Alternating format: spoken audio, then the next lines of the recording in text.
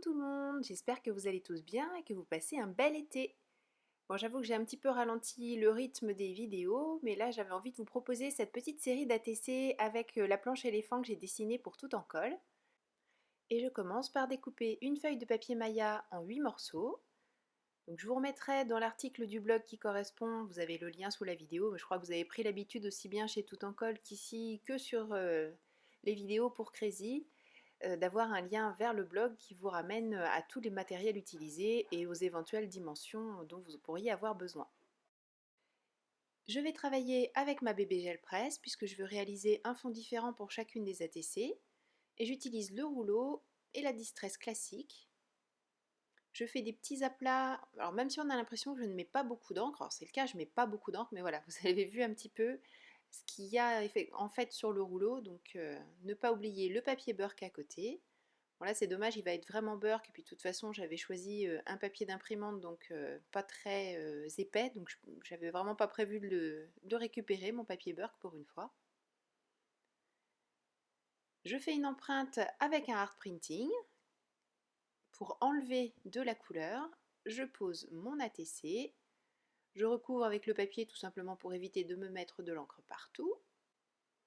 Et une fois que je suis sûre que mon papier a bien pris toute l'encre dont j'avais besoin, je l'enlève et vous avez vu un petit peu comme c'est beau avec le art printing.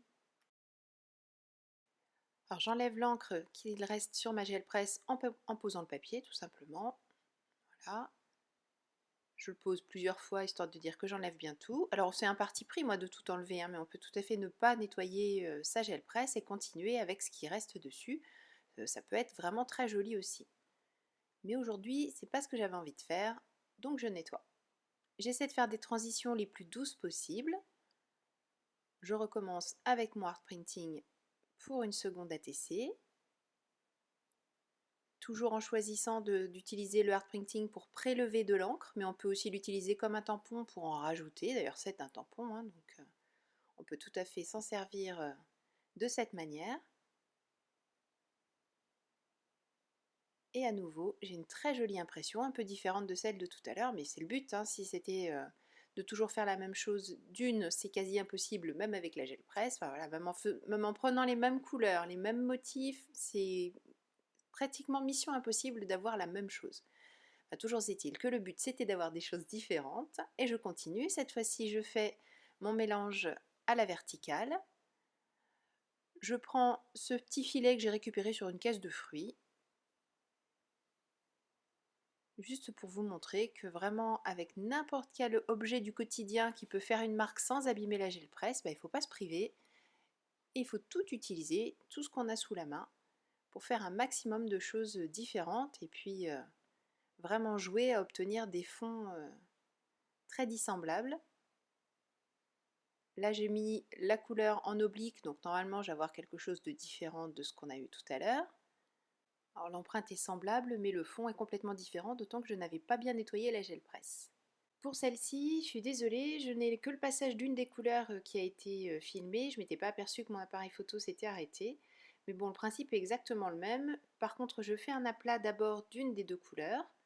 Je fais ensuite une empreinte avec un morceau de carton ondulé en mettant les ondulations à la verticale.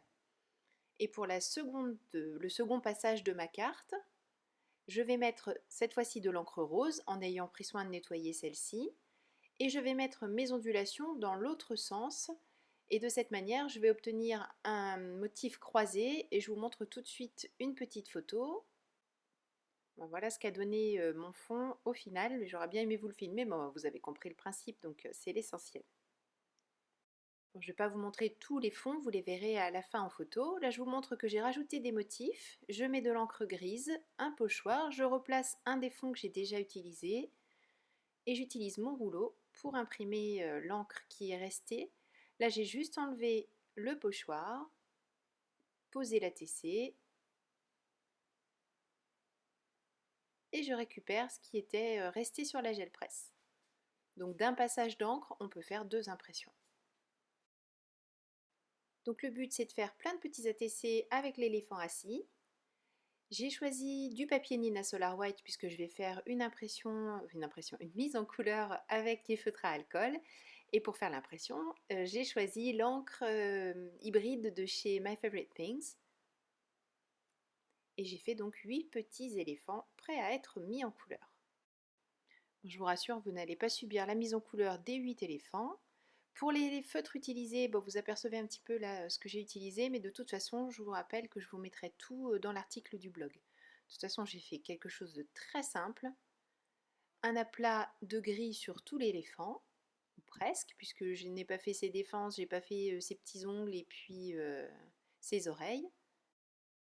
Alors pour les oreilles, j'utilise du rose que je passe en premier tout simplement parce que je le repasse après en gris pour l'atténuer un petit peu.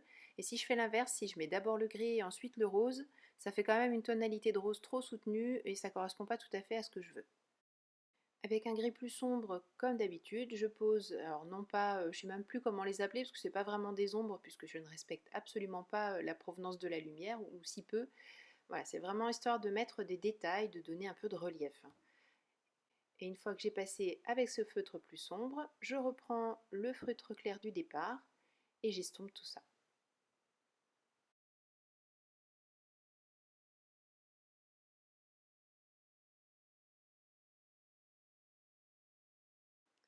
Il ne reste plus qu'à ajouter un petit peu de couleur sur les défenses et sur ces petits ongles de patte. Et après, ces séances de découpage, je fais bien le tour de l'éléphant. Il n'y a que ces petits cheveux là sur le dessus de la tête, eh bien je les découpe, je ne les garde pas, tout simplement parce qu'on va les tamponner directement sur la TC. Bon, vous savez que ça, on n'oublie pas non plus, hein. On ne va pas y échapper aussi facilement. Je vous montre la réalisation d'une des ATC, parce que de toute façon, toutes les autres ont été faites exactement sur le même modèle. Je retamponne mon motif directement sur l'ATC. J'adore ce fond, ce art printing, il est magnifique. Voilà, donc je le retamponne pour qu'on récupère à la fois le petit contour noir, mais surtout les petits cheveux du dessus de la tête. Ensuite, j'ai fait une découpe de l'éléphant une première fois et j'ai gardé le contour, j'ai mis un petit morceau d'adhésif pour le fermer et je m'en sers de masque et je fais juste, je le décale par rapport à mon motif tamponné pour faire comme une sorte de petite, comment dire, une petite ombre sur le côté et pour donner un petit peu plus de relief. Je colle ensuite l'éléphant et je n'ai plus qu'à rajouter un sentiment et à faire un petit contour.